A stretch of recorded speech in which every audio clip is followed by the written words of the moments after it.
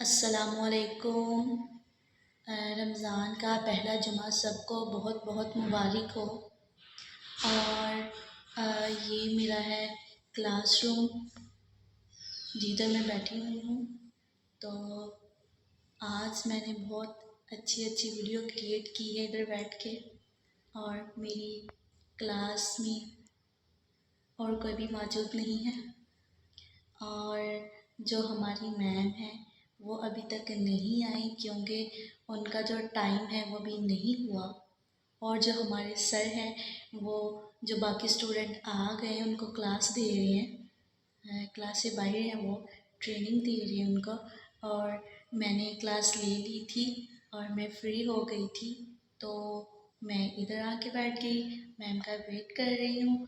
और फिर जब मैं क्लास ले लूँगी, यहाँ पे क्लास होती है कंप्यूटर पे हमारी इशारों की, तो ये भी ट्रेनिंग का एक पार्ट है। और जैसे ही मैं ये क्लास लूँगी उसके बाद मैं फ़ौरन से जल्दी से अंकल को कॉल करूँगी और घर जाऊँगी।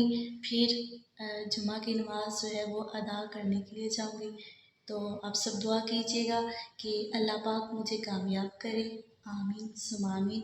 और अल्लाह पाक आप सबको भी खुश रखे, शाद रखे, आबाद रखे। जज़ाकल्लाह।